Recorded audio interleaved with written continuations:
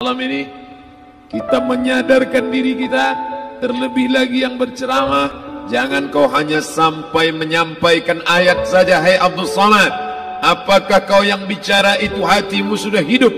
Senantiasa merasakan diri, aku orang paling hina, aku orang paling kotor, ditempelkan kening ke lantai di tempat yang diinjak tapak kaki, mengatakan bahwa aku bukan siapa-siapa. Umur diberikan Allah 40, 60, 70. Berapa yang kupakai untuk menolong agama Allah? Berapa yang kupakai untuk mengingat Allah? Mata, tangan, telinga, kaki akan diminta tanggung jawab di hadapan Allah. Dulu dibangga-banggakan, dihormati, dimuliakan. Yang kami muliakan Al-Mukarram, Al-Ustadz. Tapi pada saat tiba masanya, yang kita bawa tak lain tak bukan innallaha la yanzuru ila ajsamikum.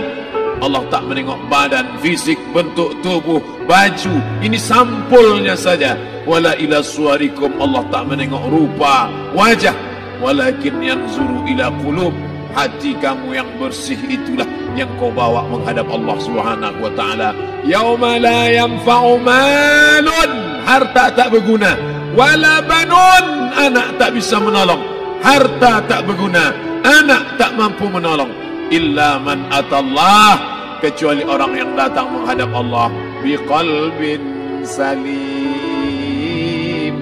dengan hati yang bersih, hati yang tulus, hati yang memercikkan cahaya iman, hati yang bersih dari hasad, busuk hati, sum'ah, riya, takabbur.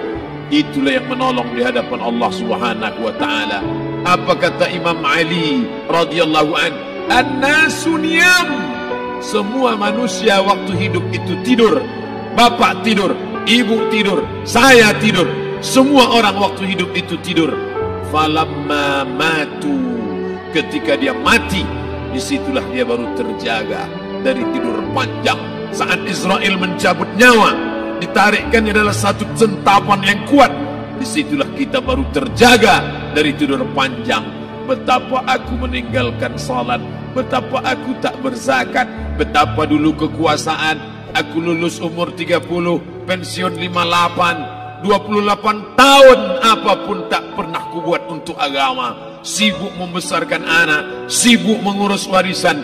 Anak pun tak ingat dengan kita, karena kita lupa menanamkan pendidikan agama di dalam otak kepalanya. Harta yang banyak tak sempat menolong agama Allah.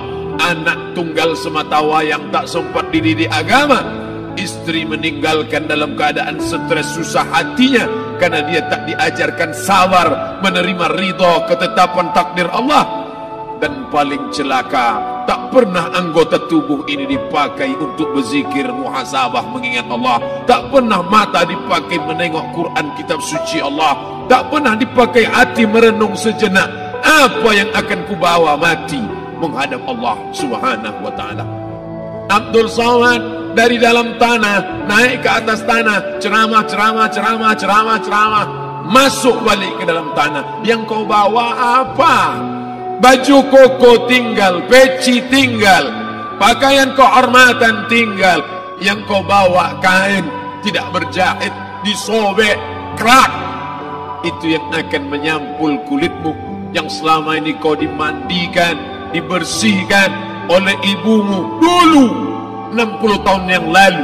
Sampai masanya kau lupa kapan kau dimandikan dulu. Sekarang ruh melihat, disebut dia ruh karena dia roha, ya ruhu, roh, seperti aroma semerbak yang datang pergi hinggap. Ruh, sampai masanya dia datang masuk ke dalam jasad. Ruh, sampai masanya dia pergi meninggalkan jasad. Malam ini dimuliakan Al-Mukarram Haji Abdul Samad LCMA. Kenapa Abdul Samad ini dimuliakan? Karena ruh hinggap sejenak sebentar, sampai masanya besok pagi dia ruh keluar dari dalam tubuh ini. Anak yang katanya ayahku sayang, istri katanya kaulah abang, sampai masanya mereka tak lagi mau mendekat. Rumah itu saya yang buat, saya yang mengukurnya. Tapi begitu ruh sudah keluar dari badan, tidak satu pun semeter, sesenti, sejengkal, sehasta ada tempat di rumah itu untuk jenazah bernama jenazah Abdul Somad. Mana kawan, sahabat, andai tolan, anak menantu, teman sekantor, semuanya pergi meninggalkan. Yang tetap dibawa, kalau pernah kaki melangkah salat berjamaah di masjid, kalau pernah tangan mengusap kepala anak yatim, kalau pernah tangan mengucap subhanallah. Nanti di akhir tausiah kita akan berzikir, munajat, muhasabah diri, berdoa, mengenang apa yang akan kita bawa menghadap Allah Subhanahu wa taala. Datang malaikat membawa kain kafan dari cahaya, akan menyambut ruh yang mulia. Hadis riwayat Ahmad bin Ambal dalam kitab Al-Musnad, turun malaikat berlomba-lomba membawa kain putih dari cahaya, menunggu ruh akan keluar. Ruh menetes seperti embun di ujung daun.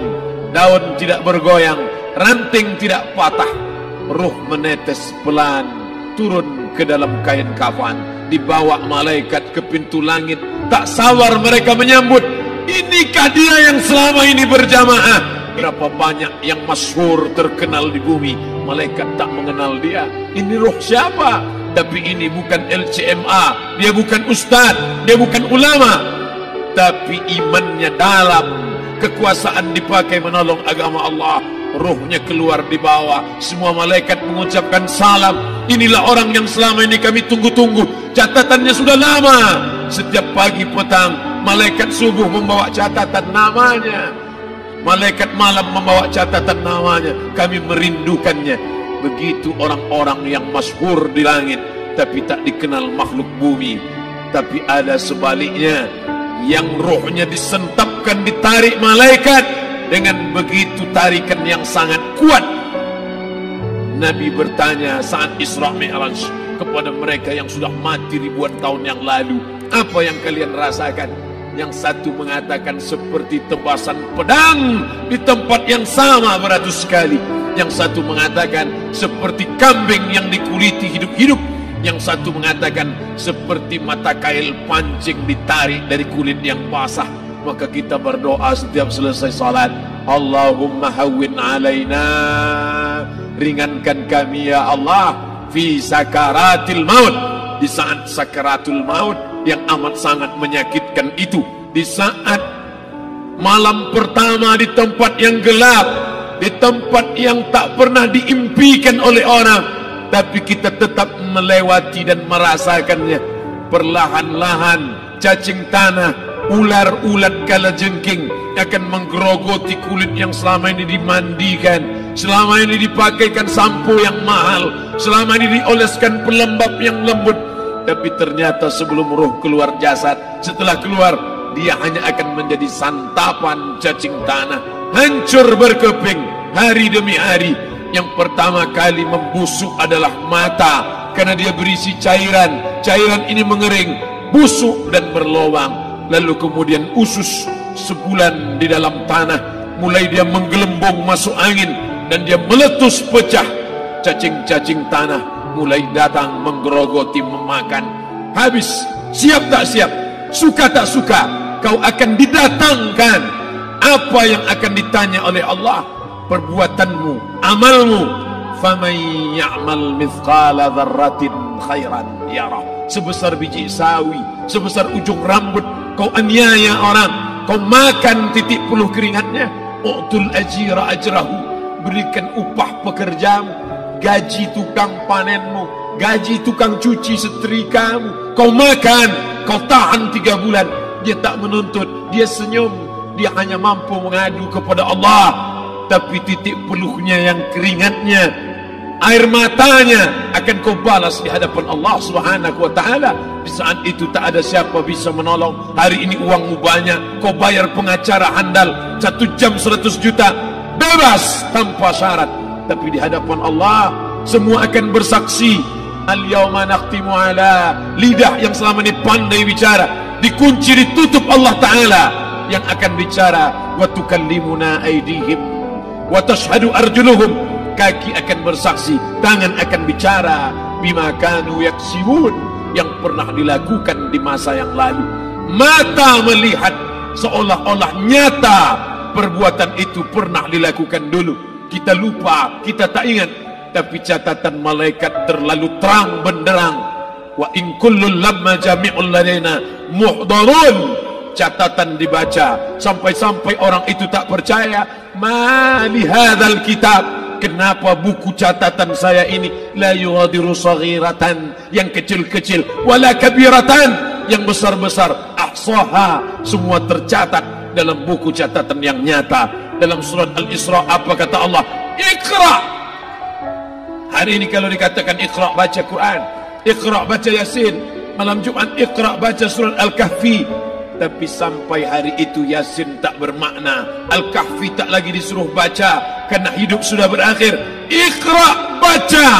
Apa yang kau baca?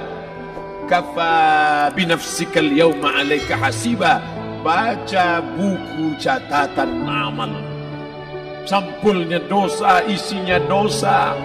Catatan kakinya dosa, sampul penutupnya dosa, bibliografinya dosa. Sampai ia pun tidak percaya, kenapa aku hidup hanya dosa saja. Saat itu dia mendengar teriakan azab, saat itu dia menyaksikan pekikan teriakan sakitnya siksa. Rabbana, ya Tuhan kami, farji'na, balikkan lagi kami ke dunia. Rabbana, ya Tuhan kami, absarna, mata kami sudah melihat azab, wa sami'na, telinga kami sudah mendengar sakitnya pekikan teriakan jeritan. Farji'na, balikkan lagi kami ke dunia. Na'mal salihan, kami ingin amal saleh, kami ingin bantu masjid, kami ingin sekolahkan anak yatim, kami ingin muliakan fakir miskin, kami ingin bantu panti jompo. Farji'na, balikkan lagi kami dunia. Kami ingin salat tahajud, kami ingin tahiyatul masjid, kami ingin puasa sunat. Saat itu penyesalan tak lagi berguna. Na'mal salihan, kami ingin amal saleh. Andai kau beri kami tenggat waktu ya Allah, laula akhartani, kalau kau beri aku waktu, ila ajalin qarib, aku tak minta hidup 1000 tahun, ila ajalin qarib, sebentar saja kau hidupkan aku ya Allah. Di situ orang baru tahu apa yang pernah dilakukan dulu, yang di masa lalu tak ada cara lain kecuali malam ini kita bertaubat, taubat nasuha, mandi, solat sunat taubat. Ma min muslimin yuznibu dzamban, ada orang silap, khilaf, buat dosa, salah. Siapa yang tak pernah salah?